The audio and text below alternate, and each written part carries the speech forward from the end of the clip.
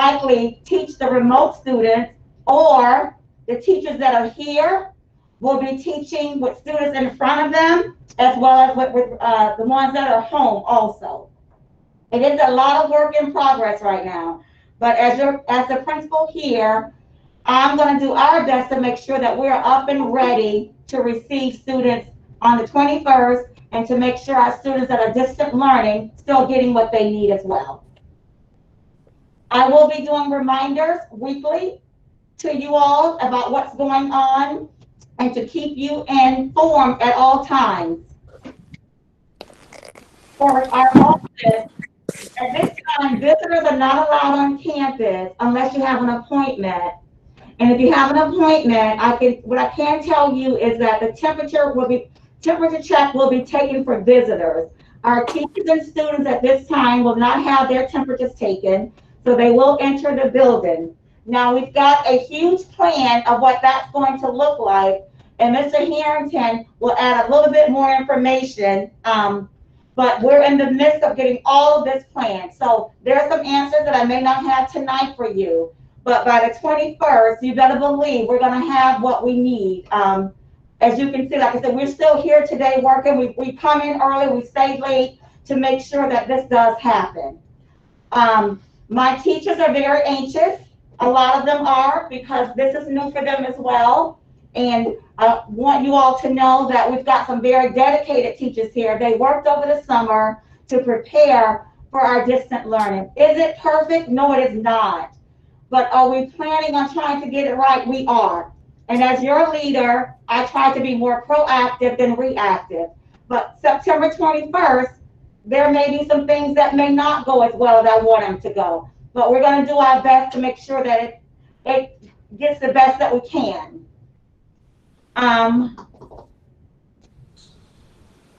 Also, just so you know, we will not allow students on campus until 9 o'clock. I'll be doing a call out, but we're not going to allow students on campus until 9 o'clock. Our buses arrive. We're going to hold the students on the buses. And the reason why we're doing this, because when students get off the bus, as well as off from cars, they're going to go directly to their classrooms. Teachers' duty hours don't start until 8:45 in the middle school. So our teachers will arrive at 8:45. They'll go directly to their classrooms. And by 5 to 9, we'll start bringing our kids into the building. So if you're bringing your kids as a car rider, I would suggest you bring them closer to the 9:30 hour. But if they're going directly to class, instruction won't start until 9:30. So they're not late. If they're coming at 9:15, they're not late. They will go into their classroom. They will have breakfast in the morning, and they'll have a breakfast station where they'll grab and go directly to the classroom. Our lunches, we're going to work on having our lunches like maybe 6 different lunches with maybe 150 kids, 300 at a time. A lot of this is being worked on, and we will make sure that we have these things in place prior to. But those are things I just kind of want to share with you right now. Mr. Harrington, who's my facilities AP, he'll give a little bit more information. But if you have a question, you can put it in the chat box, and we will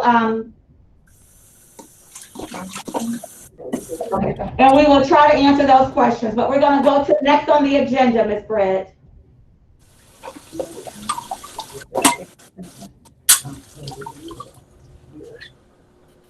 Oh, okay. I'm sorry. So next we will have our assistant principals and dean update. We'll start with Mr. Harrington.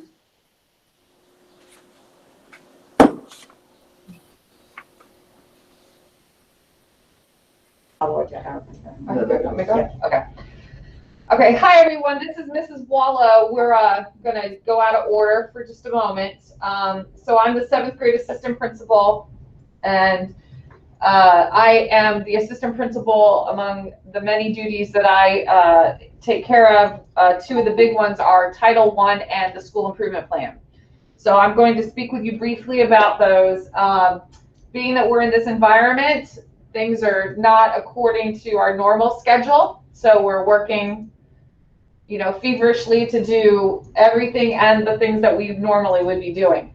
So first of all, just Title I. I don't have any major report for Title I. That'll happen in October for the October meeting. But just so you know what's coming for the October meeting, those of you who have been through SAC meetings before with a Title I school, you know that we have something called the Parent and Family Engagement Plan. So that is in the process of being drafted, and that is something I will present to you in October for you to go over, to look at, and to give feedback as far as if you want things changed in it from previous years, and you know, and just any insights that you might have. Also, I will present to you the Parents' Right to Know, which is again a letter about your teachers, your qualified teachers, those sorts of things about what you have the right as a parent to know for your student going to school here, and I will be presenting you with that letter as well. And then the other really, it's funny, normally in a normal year we would celebrate this, but we have quite a bit of money in the Title I budget. If you all are familiar with the budget, we had budgeted last year, when we wrote the budget in the spring, pre-COVID, we had planned on buying Chromebooks for students, not the whole school, but about 30 Chromebooks, so we could provide technology to students who did not have technology at home, in the hopes that it would help them with their accelerated classes and giving families better access. And we would check them out to students, kind of like you would a textbook. However, then COVID came along, and the district's plan of going one-to-one kind of got pushed ahead a little faster than I think they were planning on it happening. And so now that all of our students will be our one-to-one, we have this money we had budgeted for Chromebooks and cards for those Chromebooks that now we have that we can use for some other things. So usually, you know, we're very happy, we're excited, yay, we can spend all this money, we have all this money that we get to spend now.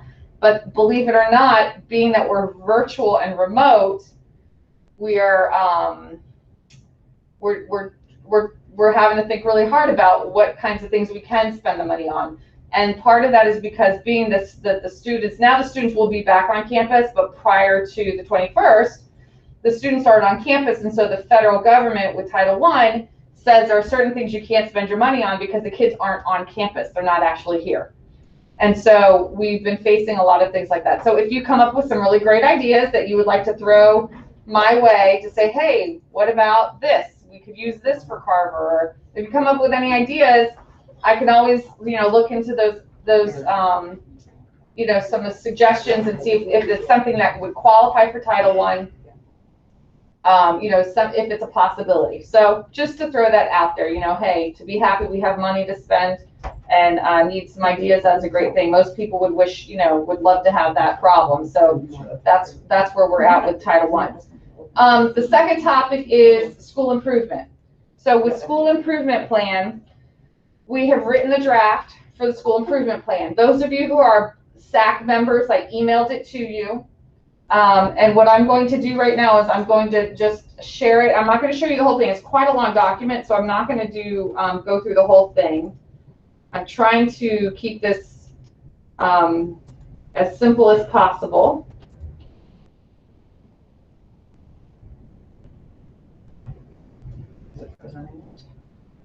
Did it freeze? Oh, it froze. Why did I freeze?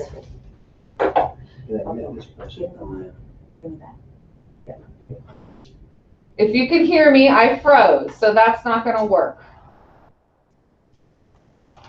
Let's see. Yeah. Can you hear me still? We can still hear you. Okay. All right, so I'm not going to be able to present. So these are the troubles also that we are finding in homes across the county, right? With the computer shutting down, things freezing up. And so prime example right here. It has nothing to do with the devices. We believe it has everything to do with a combination of the district network system and then our personal internet services that we're all attached to. So like I said, I froze up and now I can't show you. So I'll just talk. So with the school improvement plan, since the school improvement plan is based typically on FSA data. We use FSA data, we use discipline data, we look at our subgroups of students, meaning ethnicity, gender, we look at groups like ESE, ELL, those subgroups of students, right? And when we look at the data with those students, we build our plan as far as how are we going to support our most needy groups of kids based on that data. And we use FSA data to do that. However, with COVID happening, we did not have an FSA last year. So what we did instead, what we've done is we have to go back to the FSA results from school year 19, which is the year before, okay? We take that data and then we look at the winter diagnostic test that our students took in January of 2020. And we try to identify trends from the previous school year to the halfway point of last year, just before this all happened, okay? And then from that, we build our plan. So when we did that, essentially, we have kept the same goals from the school year 19, which was the previous year. And the reason we did that is because the winter diagnostics we took in January of 2020 really kind of showed the same trends. And actually the winter diagnostic results kind of showed a dip, but not to say that we weren't doing as well as expected, but you have to remember it was halfway. We're at the halfway point. So when you look at a winter diagnostic test and compare it to a test that was given at the end of the entire instructional year, they don't quite match up because we only got half a year of instruction in. So the plan is basically reflecting and is showing the same plan we had for the previous year. We tweaked it a little bit, saying now for school year 21, we want to continue these certain growths. The two main areas of focus we're talking about in the plan, and those of you who I sent the copy to, you'll be able to, it's a long document, but you'll be able to see it. The first one is identifying our lowest 25% students in reading and math, and specifically focusing on students with disabilities, those students and how they perform in math and in reading, and also in science, 8th grade science. And we all know that reading is the foundation of every other subject area. So without having to look specifically at science data, which we did, and it's in the report, it's really about building the reading skills in those low 25% of our student body to get them to improve their skills in all their other subject areas. So that's the one. And then the second area of focus is to reduce our number of out-of-school suspensions. And those of you who were involved in SAC last year, that should sound very familiar to you. So we feel and we know that we can't improve our students' reading and math skills if they're not in school. So we want to reduce the number of suspensions so we can keep them in school to then therefore build their skills, and then they do better in their testing. Last year, our goal was to reduce suspensions by 10%, out of school suspension by 10%. When we looked at the numbers, we were a little surprised at ourselves because we had actually increased the number of out-of-school suspensions. So that one definitely is going back to the drawing board in the sense that, okay, we set that goal. We realized that, oh, we weren't really meeting that goal. And so now this year, it's a new attempt to, let's see if we can actually do that and reduce our suspensions by 10% this school year. Last year, school year 20, we had 233 out-of-school suspensions. So we want to reduce that by 10% this year.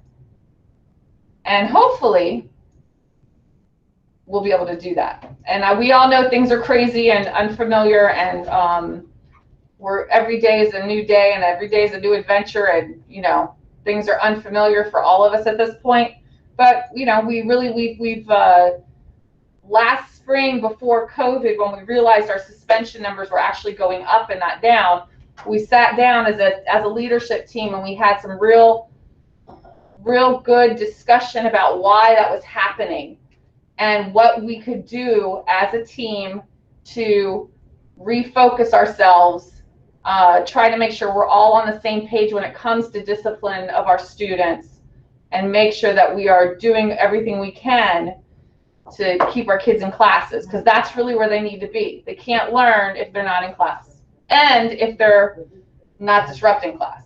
So we got to not only keep them in class, we got to get them to stay in class and actually be there to learn, not to disrupt. So that's kind of where we're at. So those are our two main focuses for the school improvement plan this year. And that's really it in a nutshell for now. Ms. Wallow? Yes. Ms. Wallow want to know what constitutes a student being suspended, being that you're on that topic. So the reasons for a child to be suspended, well, they could be, the majority of them are for kids getting into fights. Fighting, or if they curse out an adult on campus. Those are really the main ones, okay? Sometimes we'll have kids who, if they're a chronic problem, but understand if it's something that's not that immediate, where it's more of a repeated type of behavior that's just we deal with over and over and over and over again, that is, and that child is suspended because of that, you have to understand that that child is not suspended just on a whim. That child has been put on a behavior contract. They get counseled and coached on a daily basis. They do check-ins and check-outs with our counselors or our mental health counselors. There are parent conferences involved.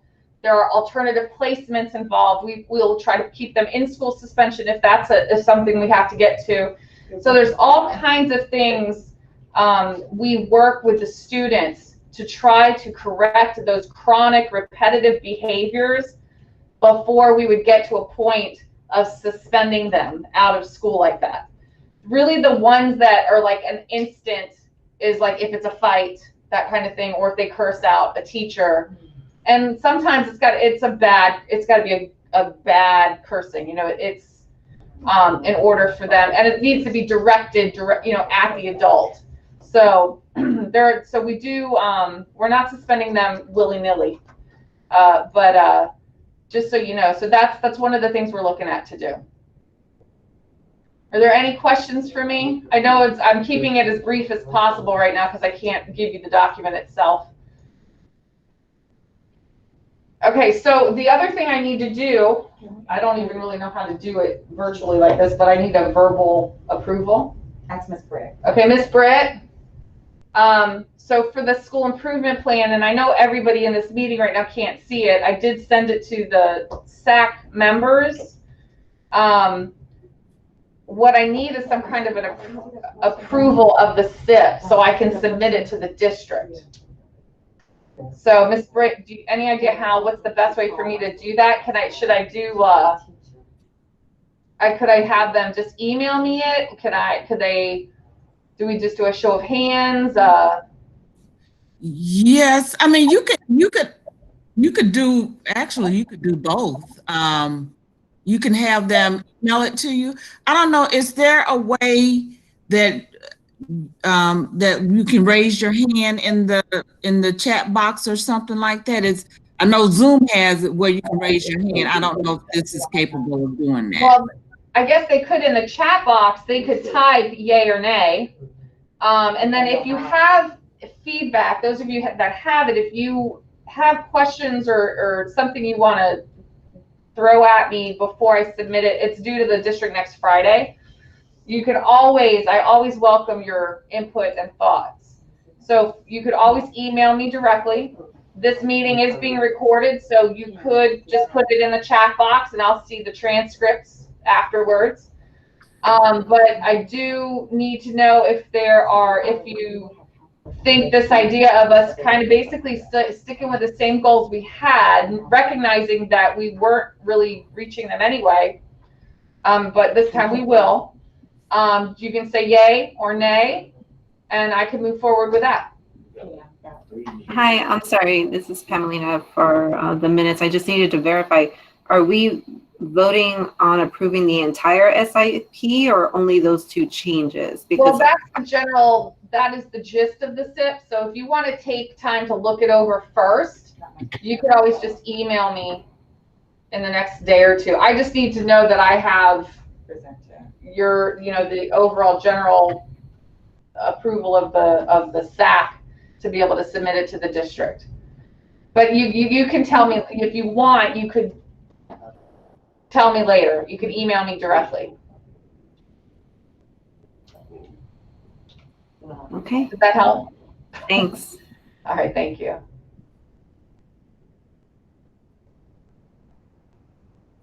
You finished the phone? Yes, I am done. Thank you. Ron, you want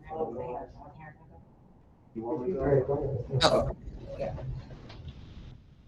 So I don't know who wants to go next. If Mr. Harrington is ready or.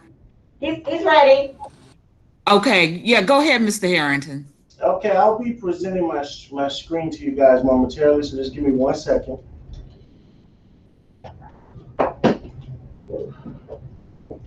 Can I help you with anything?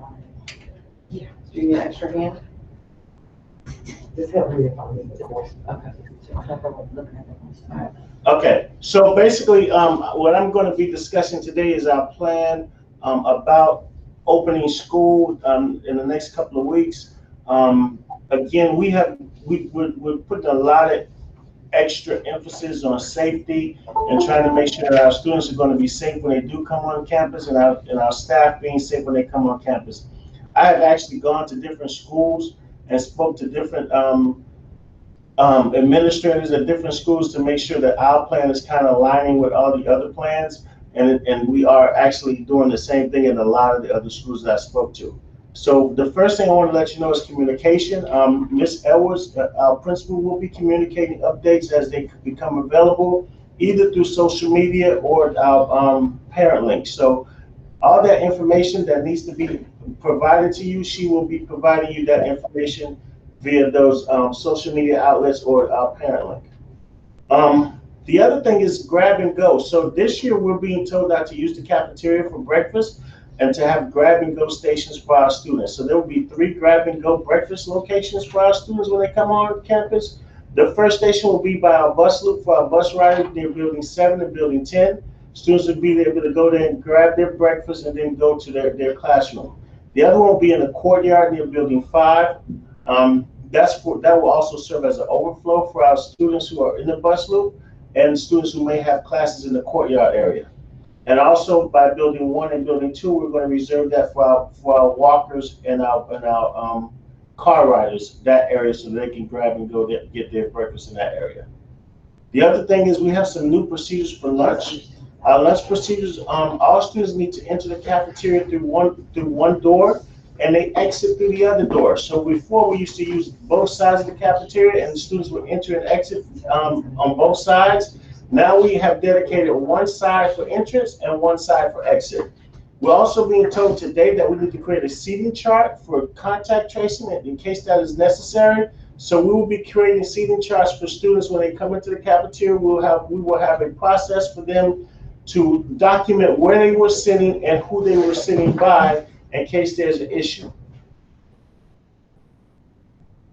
And I'm just going to go over the things that relate, because I have some stuff that's in here that relates to our staff, but that stuff that's related to our staff I won't really mention. Parent conferences. So parent conferences will be done by phone or by virtual meetings. So if there's a need for you to contact your child's teacher, just know that we will not have parent conferences on campus, but those parent conferences will take place either virtually or by phone. So if you have an issue or you have a concern that you need to have addressed, then we will do that via phone or by Google Meet invite. I'm not going to go into that. That's for our staff. Before care and after care. Before care and after care. So before care will start on the 21st, and after care will start on the 22nd. There will be an application online on our website that will give you access to the application, and you can put in whether or not you're going to need morning care or after care. Hallway transitions, again, we're using one door, we're dedicating one door to come in and one door to go out. So in most cases, our students will be going, if their classrooms are in the courtyard, they'll be using one door to go inside, that one in the courtyard, and then the ones that go to the back of the building, they will be exiting through the back of the building. Lunch schedules, we're going from 3 lunches to 5 lunches.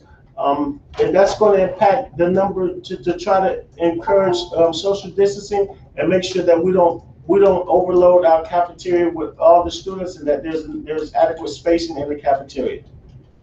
A bell schedule is going to be a rotating bell schedule, and pretty much like it was last year. Nothing has changed about that. But these are the times and the days that they will be going to their various classes. Arrival and dismissal. So students will be allowed on campus. If they're a bus rider, they will arrive on campus, and we will unload 2 buses at a time. Staff will monitor those students for distancing and mask wearing, and students will be directed to grab and go stations. We will dismiss students based on when their buses arrive. We will call them to the bus stop when their buses arrive. Walkers, riders, and car riders will also be dismissed by the PA system when it's time for them to be dismissed. Hygiene and sanitizing. So students will have the opportunity to sanitize their hands prior to going into the classroom. Teachers will disinfect workstations before students get into the classroom. Custodians will clean classrooms and high-touch areas nightly, and restrooms will be cleaned every hour.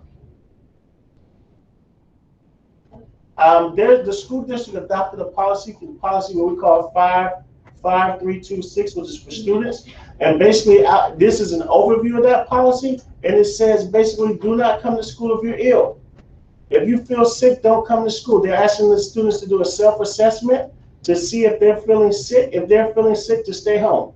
The other things that they need to abide by the guidelines that we set for social distancing. Also, avoid congregating when moving throughout the campus. Do not share supplies, books, textbooks, or devices.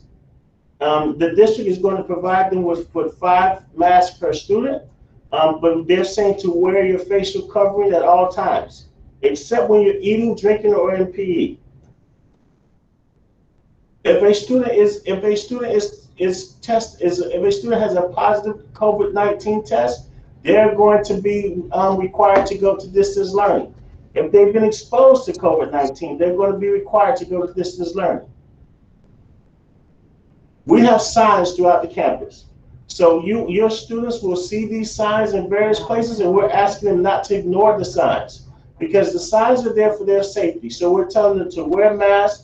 They're not going to be allowed to drink at the water fountains. I would encourage you to have your students bring a bottle of water every day, or a couple of bottles of water, because we're going to shut all the water fountains down. The other pieces, there are directional signs where they are not allowed to sit and congregate. There's one way into hallways, so they have to follow the signs so that they can keep safe, and we can make sure that they're safe. So again, the sign, I've just put some more examples of the signs, and also the classrooms have been identified with signs so they can know where to sit and where not to sit. So that is the end of my presentation at this moment. If anyone has any questions, you can certainly put that in the chat box and I will respond to it. And thank you very much for your time. Thank you so much, Mr. Harrington, for that presentation. Ms. Brown, if you are ready to go, please feel free. Yes, I am. Good evening, everyone. I am Ms. Brown, one of the assistant principals. So just an update for you. Students received textbooks during our textbook distribution. We still have lots of textbooks on hand because students can actually access their textbooks online. So they really didn't have to come in and pick them up unless they just wanted to have them at home. But we do have more books here. If you know any parents that didn't pick them up, you can tell them they can give us a call. I'll set them out for them. They can still stop by and pick them up. As far as our open house for this school year, normally we would have been in the planning station to have it within the next few weeks, but not being certain of all the decisions that are still being made, we may have to move some kids' classes due to virtual and in-person learning. So we decided to kind of wait, because we don't want to do like a teacher meet and greet and then you find out that that teacher is no longer your child's teacher. You know, the purpose of the open house is to get to know the teachers and understand how they want you to maneuver in their classes. But once we do decide the date, we still may end up having to do it virtually, but things will be more etched in stone and you will have a better understanding of what teachers are going to be in front of your children. Other than that, that's pretty much all I have at this time. Again, if you need anything else, if it's devices, if it's just maneuvering the Google Classroom setting, it's really, really important that you follow along and keep up with the children. So those parents that are online, just be mindful. Always talk to them about appropriate behavior during live instruction. Those sessions, they're being recorded. So just kind of help us out. And I know parents can help get a lot of information out to students and their parents, because we did have some things to kind of take place. They should not be sharing class codes, none of that stuff. Because once you log on, it actually it's aligned to your email. So if something's inappropriate and they actually can snap it, if it's something that the police has to deal with, then they'll be dealing with that. So we just need to encourage them to keep up with appropriate online behavior. Thank you. That is all I have. Thank you, Ms. Britt. All right, thank you. You know, we have any questions? The open house will probably be the day of our next SAC meeting, which will be October 8th. That's the date that we're looking for, because by then we're thinking that we will have a better idea of what's going on, but more information will be forthcoming. But that's the date we're looking for our open house. It's October 8th. Okay, thank you so much for that. And thank you, Ms. Brown, for that presentation. You're welcome. Dr. Hunt, if you are ready, you may proceed. I don't think she's working. Ms. Dr. Britt, Hunt. Yes. I think Dr. Hunt is having logical issues. Okay. Yes, I think she is. She said that she was using a new video, so she's not on right now. So you can go ahead. Okay, thank you. We'll have the IB coordinators update. Ms. Stewart. Good. Are we good night? Good evening, Eagle family. Good evening. Woo-hoo! Hi. I know it's exciting year. We're all learning new things and experience new stuff. So welcome all the new families to Carver. We are excited to have you guys as new Eagles. This year is truly we are all in this together. We are all here with each other. So updates for IB. Of course, we all know that Carver Middle is an IB World School. We have our 2 choice programs, which is our IB choice, as well as our pre-IT program. The update is that, you know, At the end of the year, we weren't able to recruit as much because of the pandemic and it ending so quickly, or starting so quickly that we had to leave schools. But we do have kids that have come in. We did end up sending out postcards to families, our new Eagles out there recruiting. So we did get some incoming students through our postcards. So we're going to continue that route of notifying those in the area what Carver has to offer. So therefore, that's one of the big things that we're going to be pushing, is mailing out information to the families of our newcomers to get them in, to let them know what Carver is all about. So I'm here for all the new choice parents that are out there. You guys have my email. You've been emailing me, so continue. I'm here for you. And anyone that's out there that would still like to join our IB program or our pre-IT program, especially if you are Carver's your home school, you are able to do so. So that's all I have. So let's go Eagles. Yay! All right. Thank you, Ms. Stewart. Next, we'll have the behavioral health professionals update. Good afternoon, everyone. Could you guys hear me fine? Yes. Hear me, Ms. Britt? All right, good.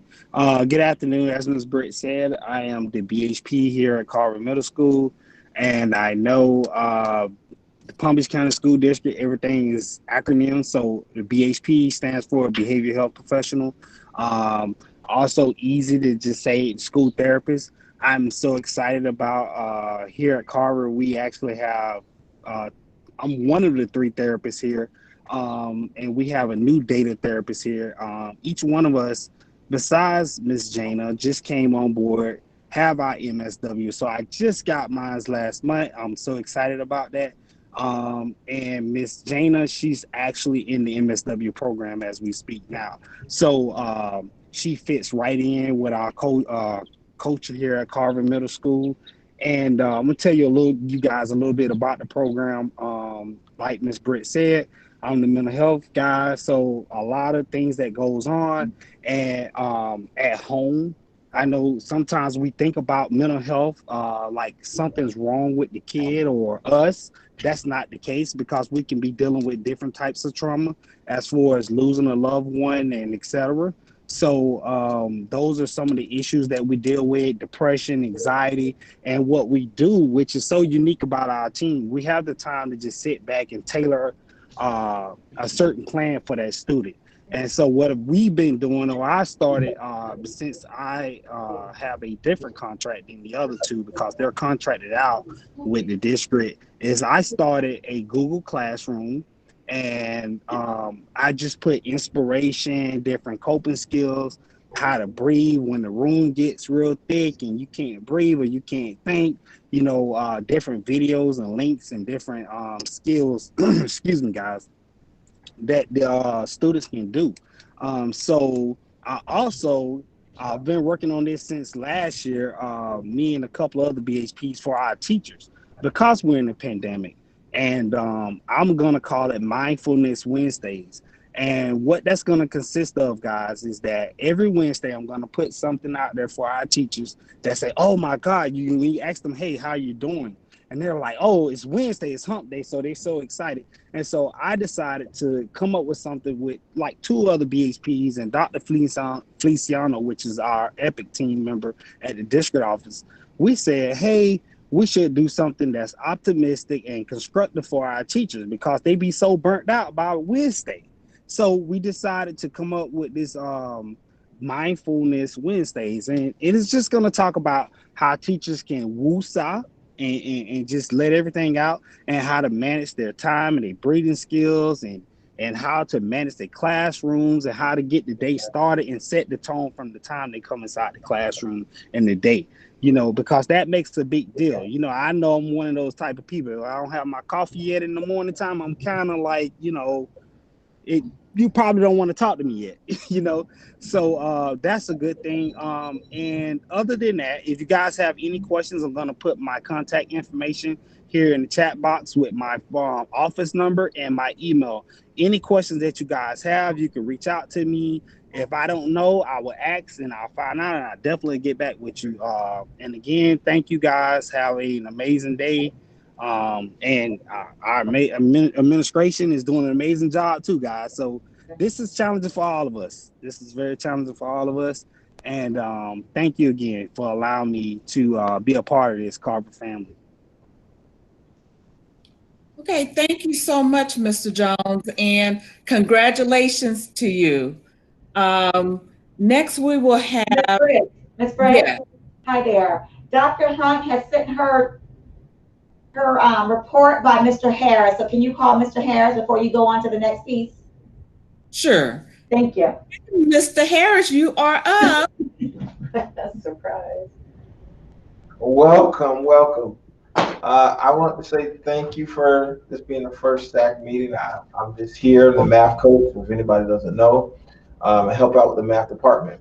On behalf of Dr. Hunt, she wants to let everybody know that the summer academy for 6th grade went very well. And if there are anything in technology issues that are going on right now, please, reach out to her. She's also in the chat. So I think she may put her information up. If she doesn't put it up in the next 2 minutes, I'll put her information up on the screen in the chat box. But right now, we're just full steam ahead. If there are any questions or concerns, as you can see in the chat box, she's putting it in there, with math or technology, please let us know, and we will get back to you as soon as possible. The floor is back to you, Ms. Britt. Okay, thank you so much for that information. Next, we will have, if there are no questions, we'll have the treasurer's report. Ms. Sybil. Ms. Wallow can help with that too. Oh, okay, good. Was SAC. Thank you.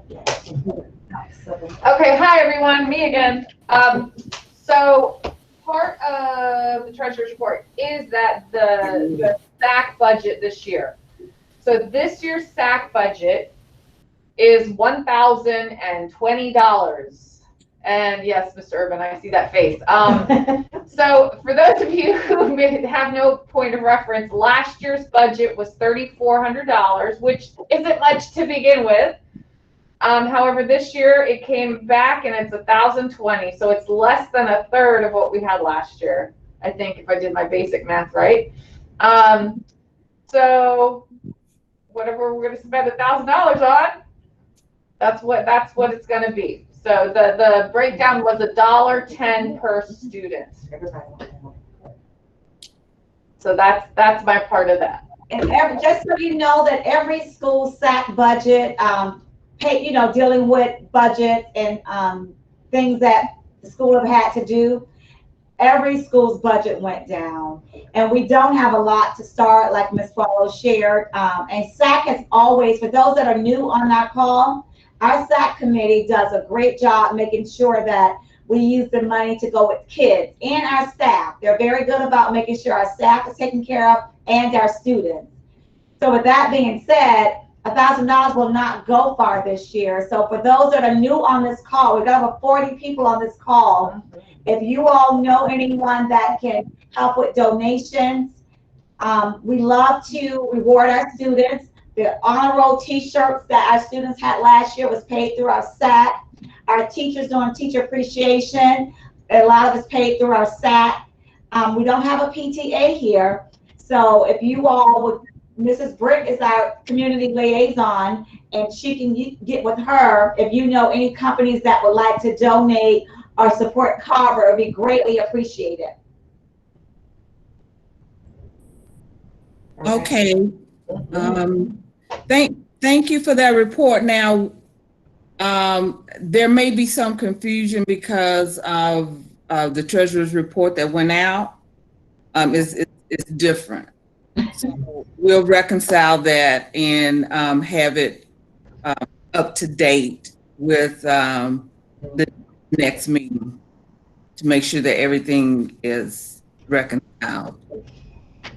Okay, so please disregard the treasurer's report that went out, and we'll make sure to make that everything is reconciled for the next meeting. Okay, thank you. I wanted to give an update, just as the SAC chair, and I thank you all for allowing me to serve as your SAC chair. I just want to thank the parents, the teachers, and the staff who consistently attend our meeting and participate.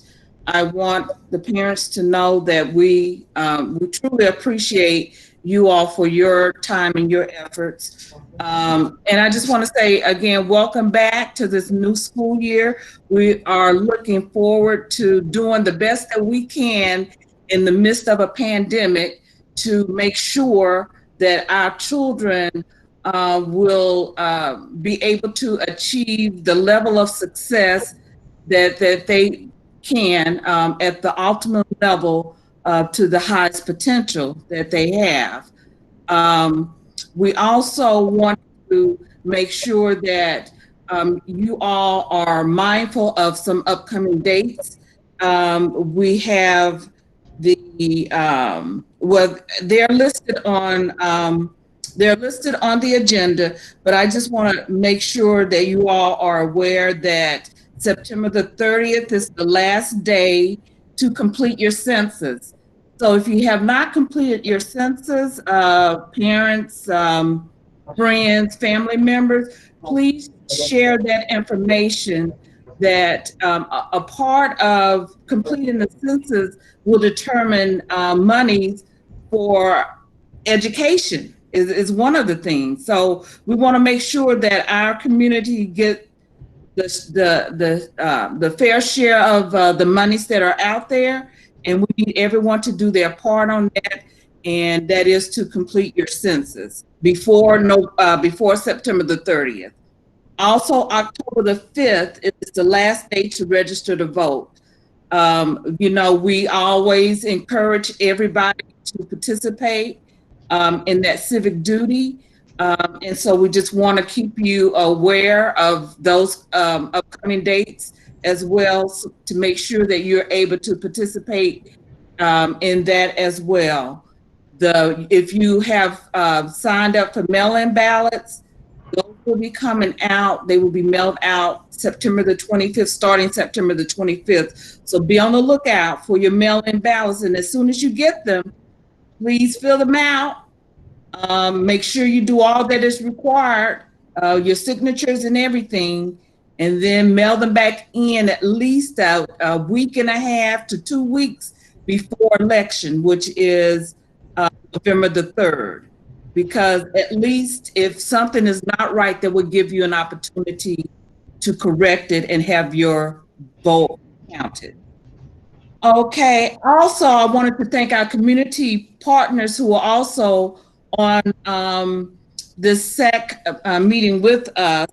I think we have the Boys and Girls Club, and they have an after-school program.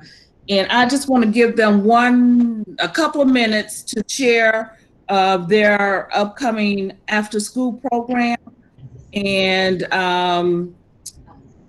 Ms. Knight, are you on the line, or Ms. Sierra? I'm here. This is Miss Taisha.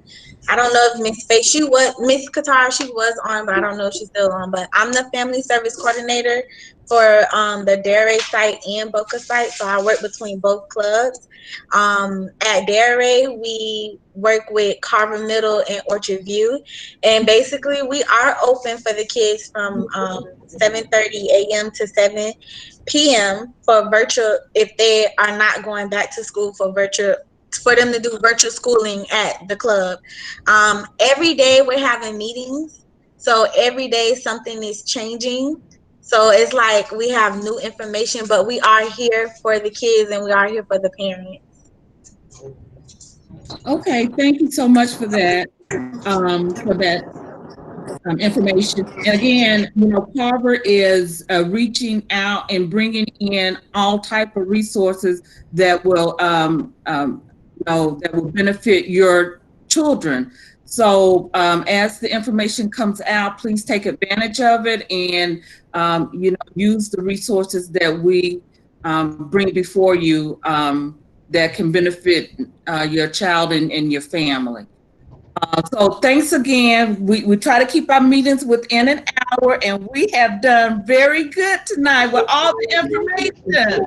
Thank you guys so much.